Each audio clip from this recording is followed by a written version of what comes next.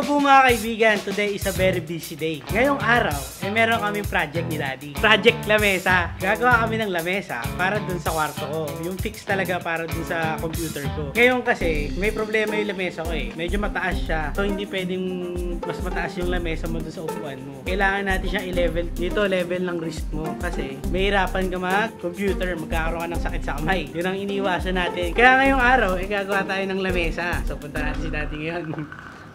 Ano Dad? Yes sir. Yun o. Ito yung project namin ngayon ni Daddy, yung lamesa. Ano Dad? Kaya ba natin gawin yung lamesa ngayong araw? Siyempre naman eh. Yun o. Ang bayad kaya. Boom! Malaki bayad dyan eh. Malaki rin yung ilabas natin dyan eh. Ito nga, itong project na to, ginagawa nga namin to para maiwasan yung magkaroon ng sakit yung kamay ko. Kailangan natin na level yung arms natin dun sa upuan, tsaka dun sa lamesa, magka-level sila. Tamang posture. Kasi magkakaroon ka ng sakit kapag di tama yung posture ng pag-upo mo. Tama yan. So ito yung solusyon. Gagawa kami ng table. Tutulungan ko muna siya, tapos kikwentuhan ko siya. Para malibang-libang siya, diba? Hindi siya mahirapan magtrabaho. So let's go! Tama lang na binawasan natin na... Kaya nga binawasan ko eh. Kasi feeling ko tataas siya dahil dun sa... Aging. Kakapit na siya ron, kapit pa siya rito. You know, mga kaibigan, no? Quick update lang dito sa lamesa.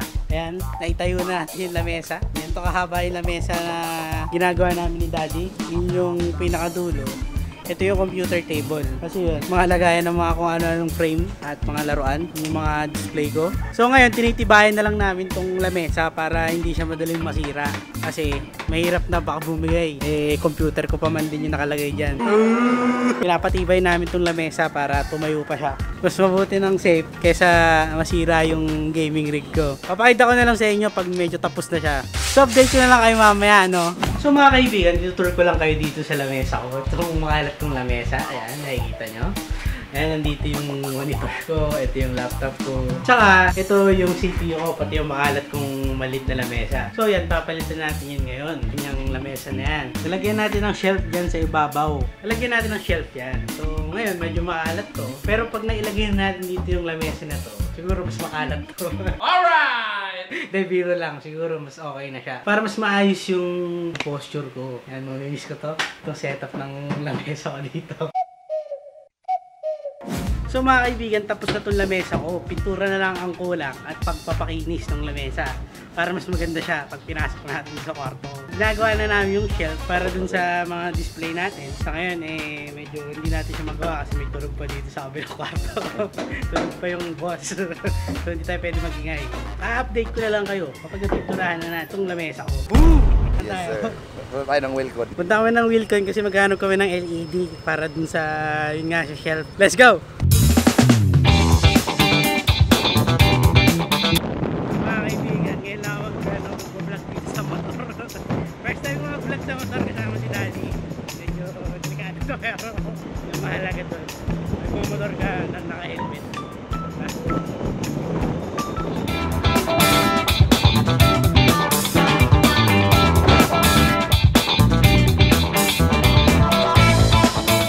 So mga kaibigan, nandito na kami sa Wilcon at bibili na kami ng LED light. Medyo mahal siya, pero may budget naman tayo dyan. Yung pangatlo na yan, ganyan. Parehas lang ba yan?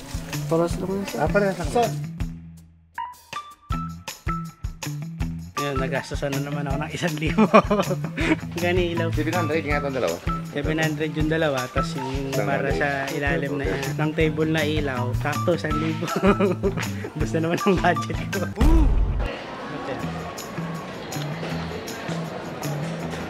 So yun mga kaibigan, nakabili na kami ng LED light para sa lamesa at para dun sa stante ng mga display. So pabalik na ako ng bahay, pumunta ulit kami ni Daddy.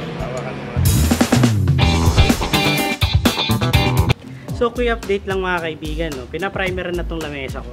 Ayan, pinaprimeran na para kumapit din yung pintura pag pininturahan siya ng puti at itim na. Ewan ko anong pintura na magandang ilagay dyan, hindi siya madumi. So update ko na lang kayo kapag maganda na yung lamesa. Let's go! So mga kaibigan, may nakita nga akong military gears ni Daddy tsaka yung mga airsoft gun ng kuya ko. So yun, i-display din natin yun dito sa kwarto ko. Hindi naman na nila ginagamit yun, kaya i-display na lang natin yun dun sa kwarto ko. Para hindi na lang siya mga lawang, i-display na lang natin siya dun sa kwarto ko. Kasi lagi na lang siya nakatago eh. So display na lang natin para maiba naman. Yung military gears na yun, hindi ko alam kung ilang taon na yun dito sa bahay. At nakalkal namin yun dito sa mga ilalim ng kama dati. Nakatago-tago lang yun. Yung mga military vest ko pang makikita rito na nagkalat, hindi na ginagamit ni Daddy. Ilalagay rin natin yan sa display para naman the best yung kwarto ko. Kulang na lang talaga dun aircon eh. Wala pa naman akong pambili ng aircon kaya okay lang yun kasi malamig naman yung panahon ngayon, so okay lang yun.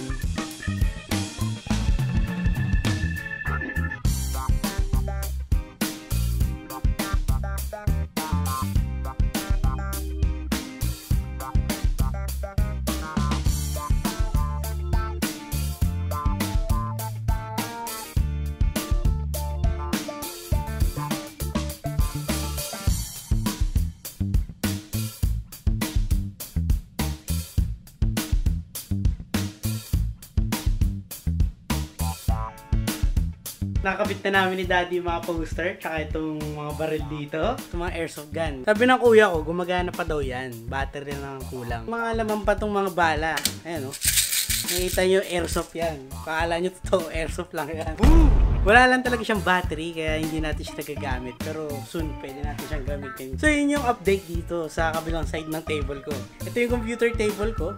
Okay na rin siya. At i-display na natin yung mga gamit dito. Yung mga box. Kulang na lang din dyan yung inaantay kong silver play button. Inaabang-abangan ko rin dahil dito ko siya i-display sa tabi na itong picture frame na to. Yun yung mga inaantay nating malulupit na paparating na. So mga kaibigan, abang-abangan natin yung silver play na. Alright! Ano Dad? Maganda na ng mga Dad? poster mo. Maganda na. Siyempre, hindi kita okay kaya po eh. Boom! Wagyu eh! Hindi ka nahirapan Dad. What? Dali lang naman gawin eh. Basta may papanggagawa lang. Pero may budget ka. May budget lang. Pero matipid.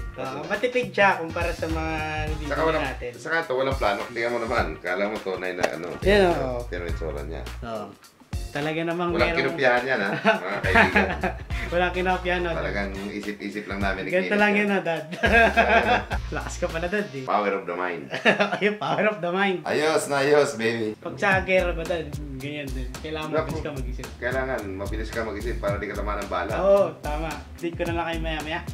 Yun know, mga kaibigan, napinturahan na siya at ipasok ko siya dito sa kwarto ko. At kita nyo naman, sobrang linis, ang sarap sa mata. Itong bagong lamesa at saktong-sakto siya dito sa aking, kita nyo naman. Hindi na ako mahihirapan mag-computer kasi tama na yung sukat niya para dito sa aking upuan. Salamat sa tatay ko kasi tinulungan niya ako na gawin tong lamesa ko at nasukatan namin ng maayos yung upuan ko at yung lamesa ko. Salamat din sa tito ko na tumulong para magpintura na itong lamesa ko. Yun o, ganda ng lamesa ko eh, kulay puti eh. So ipapakita ko na lang sa inyo.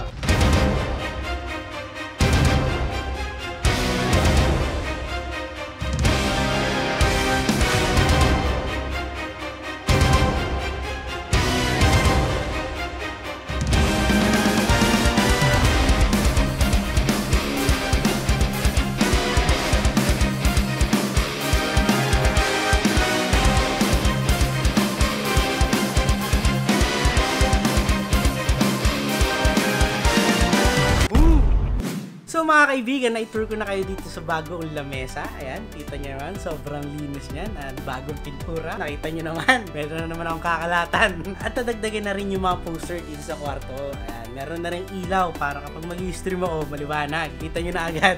Siyempre, mahirap mag-stream ng madilim kasi hindi tayo makikita doon. Nice na yung bagong workstation. Salamat ulit sa tatay ko at sa tito ko sa pagtulong dito sa paggawa nitong lamesa na to. At siguro, dito ka natatapusin tong vlog na to. Huwag nyong kakalimutang mag-like, comment, and subscribe dito sa channel ko. I-share nyo na din tong video na to para mas masaya, di ba? Dito lang yan sa youtube.com/Lee Supagan. Peace.